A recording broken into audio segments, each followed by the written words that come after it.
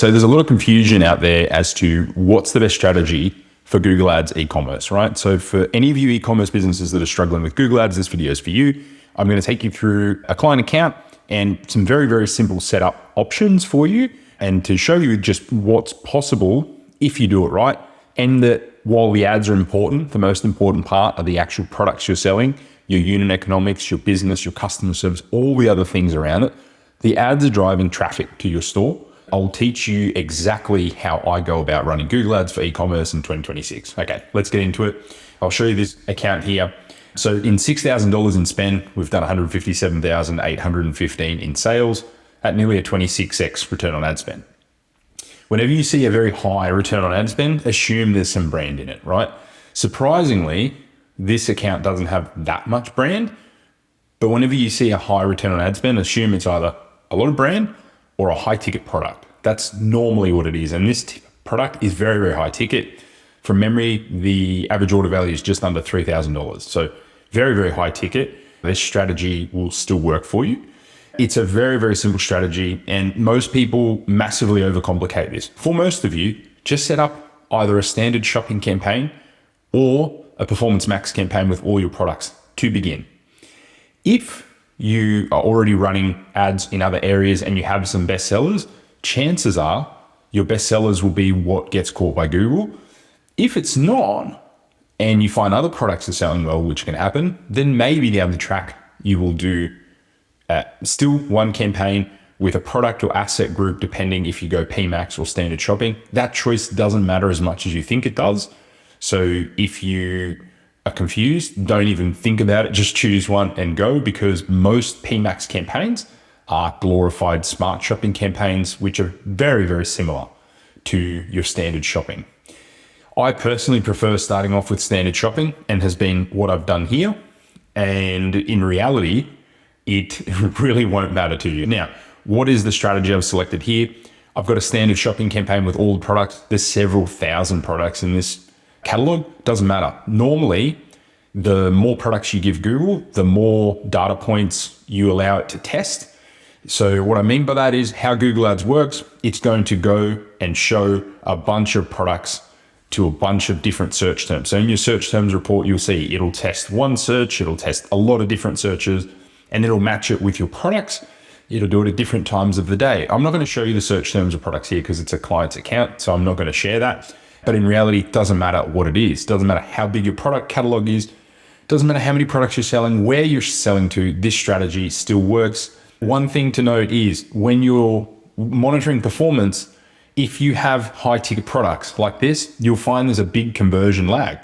So what the data that it shows you here for the period could actually be massively different at a different point in time. Now, you could also use the column called conversion value by time. That will give you a more, not accurate, but more financially similar to what you're going to see in Shopify. At the end of the day, just trust your Shopify dashboard.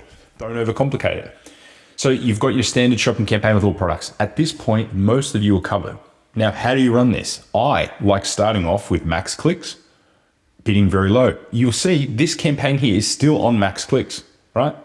I'm optimizing for purchases. I've got max clicks. I've got it set to 145. Over time, I've been slowly increasing it. Sometimes I'll decrease it if performance drops massively, or if I'm noticing that the cost per click is getting really high very quickly, I might just taper it down to go. The reason I do this strategy is because I'm trying to get low hanging fruit to begin so that we can then reinvest money down the track once we need to spend a bit more. But early on, we want to try and stay as possible. Also, from a client's point of view, if I'm getting a very, very high profit out of the gates, it builds a lot of trust very quickly. So it builds a good relationship quickly as well.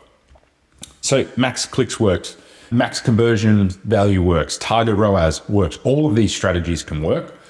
Don't overthink about it, don't overcomplicate it. But here's the thing most people aren't going to realize. This particular campaign probably started from memory around November, and it was slow. It might have even been earlier, to be honest. I'm going to go as far back as October, just to show you potentially how long it took to get up and running. So what happened here was we actually had a change in strategy, and also they closed during Christmas, didn't want any ads running.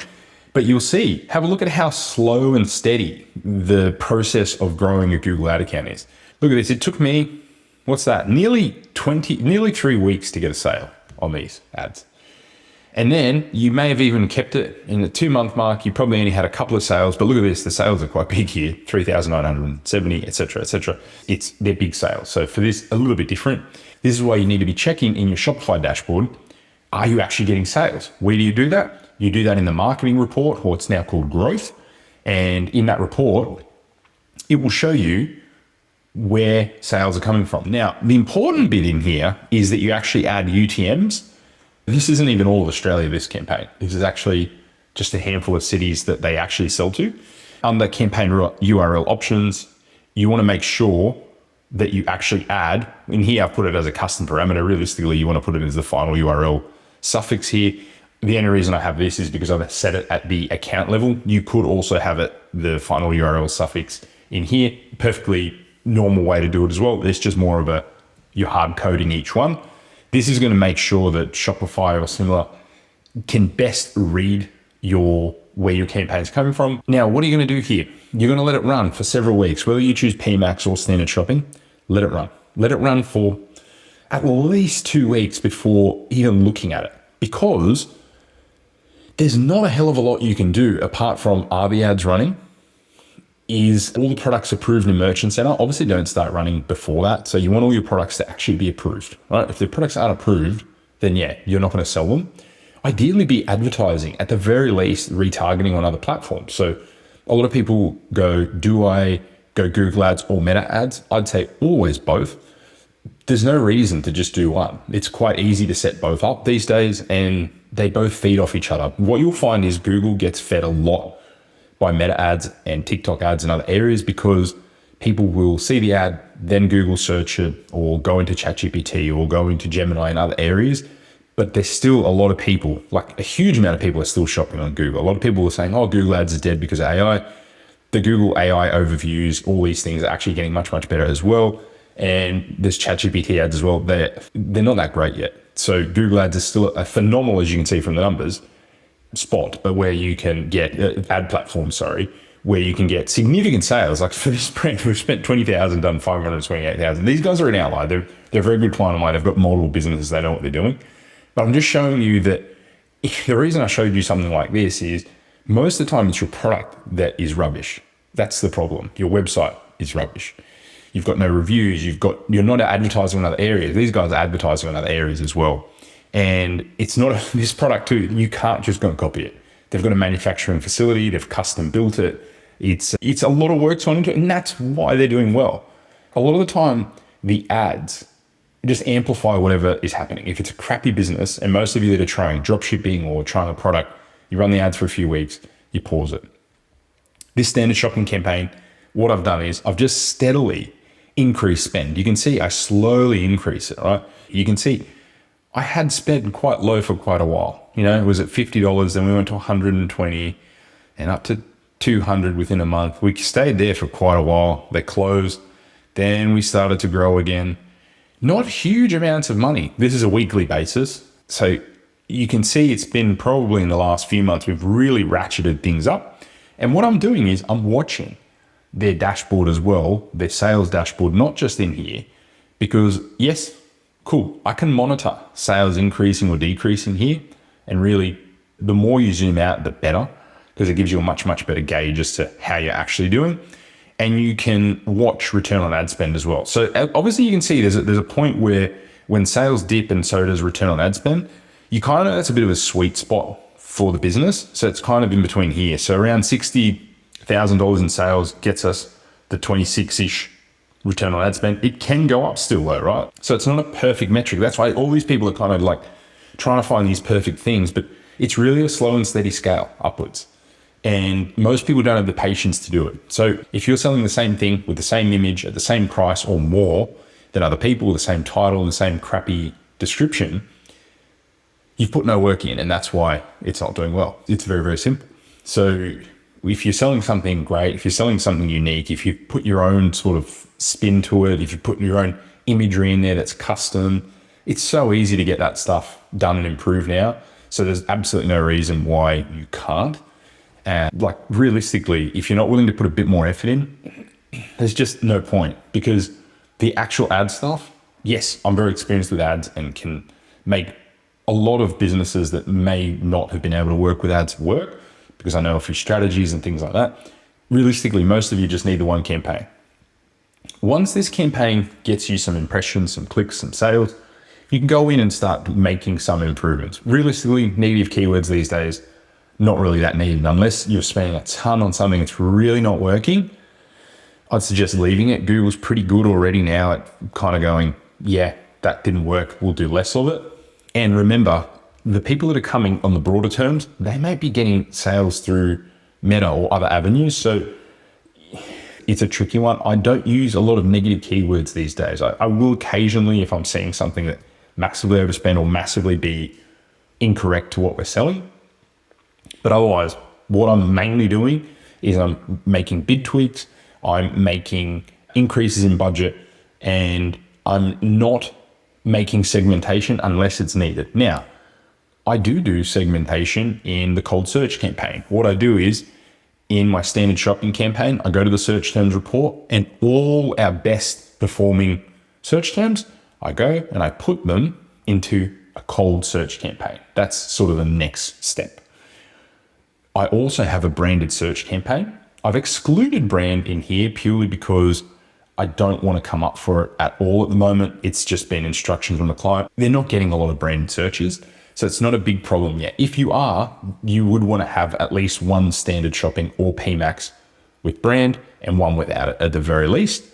And then the non-brand is where you want to really increase the budget and make sure you're putting most of your emphasis, because that's where you're going to get your new customers. The lifeblood of your business is new customers. If you're not driving new customers, you're not going to do well. That's that plain and simple. E-commerce businesses grow via new customers. No new customers, no growth. Simple. Standard shopping, keep increasing the budget as long as the sales are coming in. As I said, if the sales aren't coming in, it's not the things you can try are changing the bidding strategy, right? You could try a different bidding strategy. If you were doing standard shopping, try PMAX. I wouldn't do this until 6 weeks-ish, though, to be totally honest. There's not enough data, particularly if you're spending a small amount. Like, even if you're spending, even at $120 a day, to be honest, this brand is not collecting a lot of data. We're getting maybe a conversion a day, just enough to probably switch to a smart bidding strategy. I'd prefer at least 2 conversions a day at the very least, if not 3 or 4, ideally, before I'd be switching to a smart bidding strategy. But this is a good brand. If I'd done PMAX here, it would have worked. If I'd done anything, it would have worked realistically, as long as I gave it enough time, didn't change things too frequently, and let Google actually find the buyers, and also watch the top line sales, not blindly trust what's in platform. You can see though that my spend is much, much higher on the cold search campaign and very low on the branded search. Like branded search, you'll see I'm getting, 306 ROAS. I'm only getting 12.5 on the cold search, and then I'm getting 19.8. And that's where looking at the metrics that matters too, because at the end of the day, the main one that matters is sales in your dashboard. These are all secondary, but yeah, return on ad spend is important, but not the be all end all. You would say, okay, based on that, I should be pouring more money into the branded search, but that's going to cap out at some point. And I may not even make any more sales. I might jack this up to $50 a day and make no more sales. And like top level, maybe it'll show I got more sales here, but maybe my return on ad spend halves and I spent double, so I'm in the same position.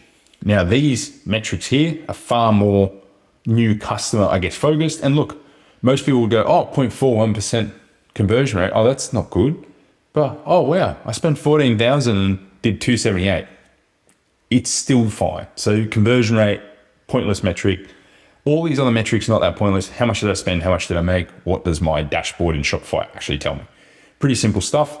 This structure here is going to suit most of you. The only thing that's missing, like I said, is either a includes brand, shopping, or PMAX.